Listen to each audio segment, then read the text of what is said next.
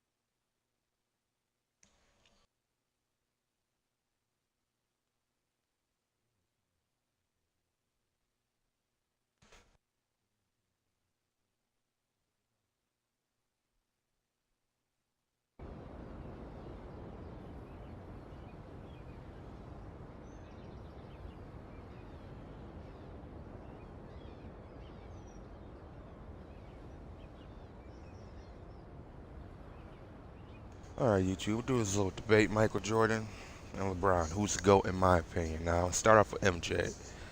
Now, a lot of people always say MJ didn't win in the '80s and yada yada yada. Point blank, period.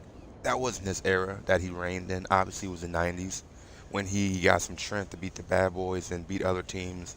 It doesn't really matter who he faced because you could look at the stats. He beat some of the best teams that was playing at that time. And I personally feel like without MJ, there would be no LeBron. It's like without Dr. J, George Gervin, there would be no MJ. So it's kind of like every era has some person that motivates the next generational superstar.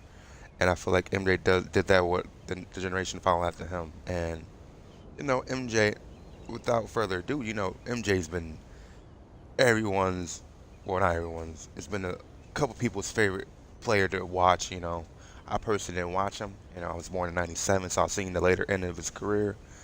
He averaged 30 points per game, 6.2 point rebounds, 5.3 assists, 2.3 steals, and over 1,000 something games, which is not bad. LeBron averages 27.77. Awesome.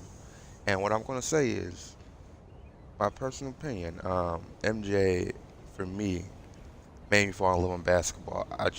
It was kind of like you just hear the rumors and myth, like, wow, how big he was, and you go back to watch his game, you just realize this guy's very, very hard working. He puts in the work. He loves what he does, and obviously it shows. And you know, um, no matter what you think of what competition it was, point blank and period, the competition was, I'm not gonna say harder, but you just couldn't.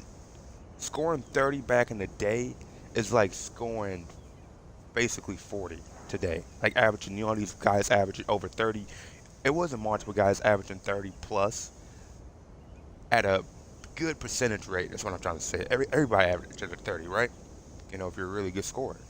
But obviously they were playing damn near football back in the 90s, and that what made them tough. And yes, I don't agree with some of the defensive play settings because some that's borderline just roughhousing it, and it's crazy. And I feel like certain players couldn't play in the '90s, and certain players can't play in today's era because it's like a Bill Laimbeer, right? I'm from Michigan, right? I'm not gonna sit up here and say, yeah, Bill Laimbeer can play in the. What skill set did he bring to the '80s and '90s? Because I'm gonna say he was an enforcer. Like guys like that, like did he have skill or did he have brute strength? Like I don't see a skill set with Bill Laimbeer. I see one with Joe Dumars. I see one with Isaiah Thomas. Guys like Sean Kemp can play in today's game. We already seen a Sean Kemp like within Blake Griffin. And I'm kind of getting off topic here, but what I'm trying to just stay on basis with is the competition wise, right? Hand checking, hard fouls. It was tougher to play in the 90s. That's a fact. Why do you think certain players didn't play over 20 seasons back in the day? Like a Karl Malone or a John Stockton. They were blessed to do that. I think Jordan, I'm not gonna say he got bored, but there's certain stuff that made him retire multiple times. And I personally feel like he would have won 8 rings. That's just my personal opinion. And I feel like the effect that he had on the game in the 90s when he reigned was just amazing to probably witness, which I didn't. Obviously, I seen The Last Dance and 30 for 30s and highlights and clips and stuff, but I can only imagine how big he was and how fans probably just went crazy while watching this game. And, without Scotty, Michael wouldn't have won. That's point blank and period. I'm not an MJ fan and be like, oh yeah, he would have won. They both need each other. And I'm going to wrap it up real quick. MJ, for me, is in my top 5. He's a great player. And I'm going to say it like this. He's not a great man off the court. I've heard some things. I'm not saying personally, but he does have a reputation. Not really a good one. But I'm speaking strictly on the court attributes that he brings to his team every night. And you cannot deny, if you give MJ a decent squad, a nice squad, he's going to dominate. And especially with his skill set and mentality and hard work, you cannot look past what he did and within his, 16, 15-year career, whatever it was. I'm not really sure right now. I should look up stats, but he was dominant, very dominant when he was in his era, which was the 90s, not the 80s. It was the 90s. People say, oh, he didn't get past the bad boys. He didn't play. Do you guys realize Jordan played a superstar team in the Boston Celtics? That's the equivalent of LeBron facing the Spurs. He had no chance. If he even won one game, that's just one inch of greatness that he was about to show the world. And with that, I'm wrapping it up. MJ was dominant. He performed. Obviously, he never lost in the finals. That's a big plus. And he pushed his teammates. I'm not saying punch your teammates get you motivated, but hey, whatever works, works. So let's go to LeBron, right? I'm a big LeBron fan. And I say that as a fan of basketball. I'm not his biggest fan. I'm not really no one's biggest fan. I will say strictly that LeBron made me fall in love with, like, we all play 2K, right? LeBron was the first player I've seen with my own eyes average 25, 7, 7. So, in my personal opinion, I feel like LeBron ran so Nikola Jokic could walk. Because don't get me wrong, Nikola Jokic is great, right? But who was the first superstar you guys witnessed with your own eyes averaging 25, 7, and 8? That was unheard of. We've seen players average double doubles. But a star with LeBron's caliber, which is generational, which doesn't come every 2 years. It comes probably every 10 to 15. Generational like talent. And I'm a fan of basketball, so I cannot knock LeBron that he's averaged over his career, which has been over 1,500 games, 27, 7.5 rebounds, 7.5 assists, 1.5 steals, and .7 blocks. Over 1,500 games. And what I will acknowledge is that LeBron has been consistent his whole career, 22 years, going to his 23rd year this following season. You cannot deny what he's done for the game of basketball. But in that same sentence, the game is less physical. So he's able to play longer than other people were and obviously dominate. Because if you're playing in a physical era like the 90s and the 80s and the 70s, you're basically playing hard knock life basketball, basically jail ball. So your body's going to wear and tear. Probably 7 seasons. You're almost about to be done. You got a couple more years. And guys weren't playing 20 years. You got a couple, but I think the wear and tear of today's league. But at the same time, in that same sentence, you can't really fault LeBron because of what generation he was born in. Because I personally feel like LeBron would dominate in the 90s. I'm not one of these guys because, like I said, I'm a fan of basketball. I use logic over feelings, and I'm always going to use logic over feelings. And I'm unbiased. And I was a big LeBron fan until he went to Miami. And then I realized once I got older, like, you know, maybe he needed a little bit of help. So at the end of the day, things happen, and we're all adults here. We can say LeBron needed D Wade, D Wade needed LeBron. Let's be honest here. They both need each other. But at the same time, D Wade didn't need LeBron. LeBron needed D Wade. And that's what to be said here. You can't fault LeBron for going to that Miami team because I was talking with my homies at work today, and we were talking about how, oh, Jordan got a ring for at this. I think Jordan got a ring in '91, right? LeBron got a ring in 2012. So they both took 7 to 9 years to get a championship. I'm just, rounding about, and it took them a while because when LeBron got in the league, it was still Kobe's league, it was still Duncan's league, it was still.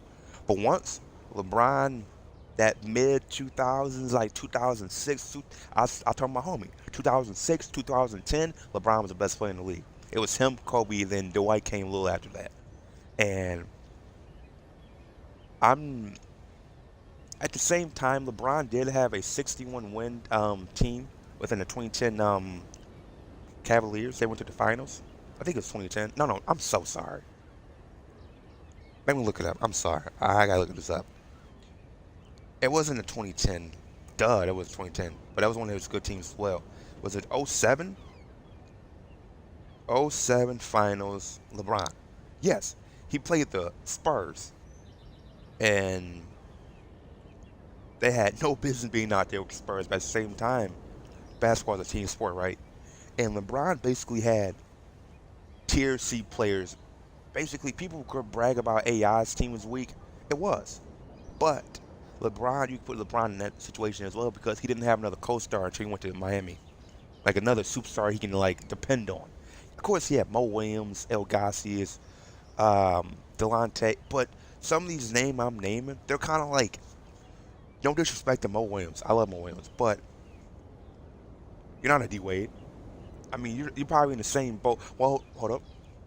Mario Chalmers, Mo Williams. I don't know. That would be a debate neck for neck. I don't know who's better. I like both of them. And so LeBron needed help. He needed help. Jordan needed help. And LeBron, for me personally, made me fall in love with. Like, I didn't make it to the league, obviously. So I took that to the virtual world, and I wanted to average 25, 7, and 7.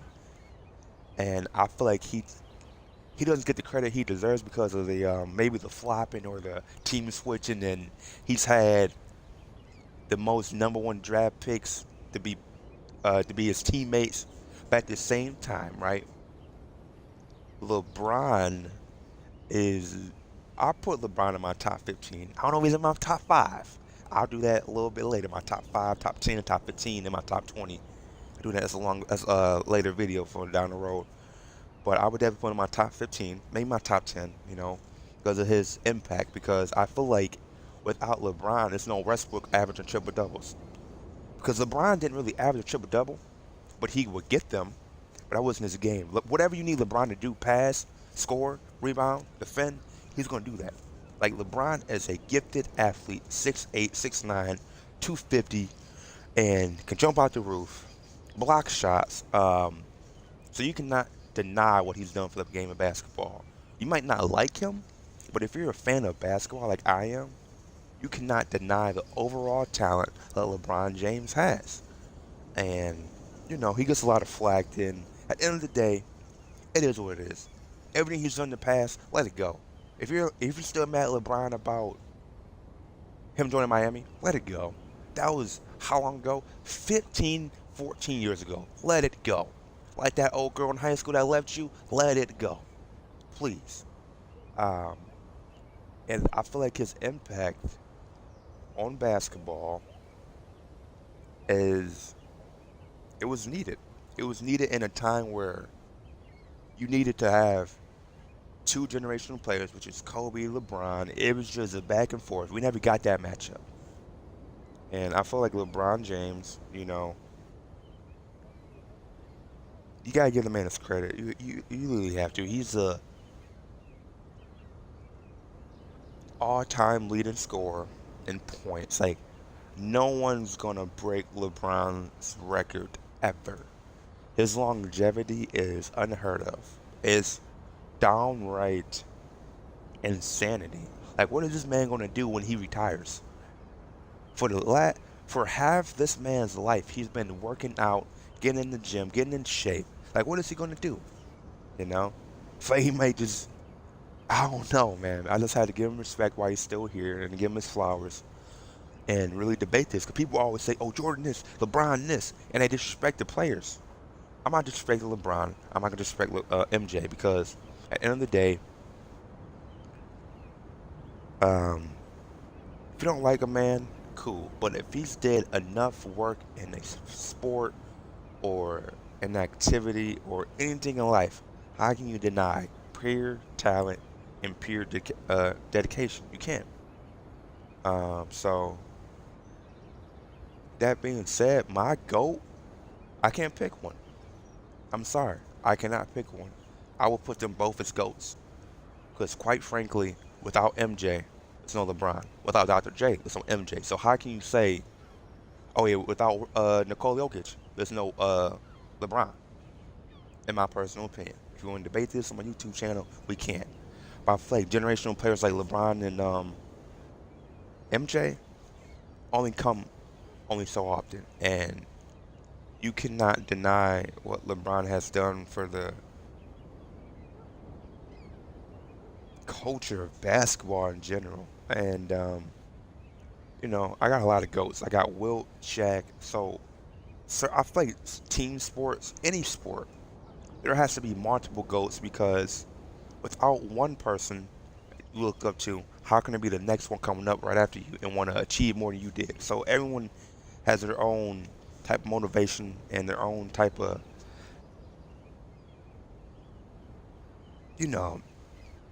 their own type of work ethic and their own opinion, which are free to, express in a respectful way, of course. And I just personally feel like you cannot have one GOAT without another GOAT. There's GOATs for a reason, and I feel like they're both GOATs, and I will not put one above one, but I will say I like MJ more, but I would still put LeBron neck and neck with MJ because you cannot deny what they both did for the sport, and LeBron made me fall in love with just rebounding, passing, shooting when I need to. Like he's not the best scorer, he's not the best dribbler, but he gets it done, and he can score points when he wants to. So you cannot deny that, and you cannot deny MJ's tenacity, and they're both my GOATs. And with that being said, that'll be the end of this debate. I appreciate that, y'all. Have a good one.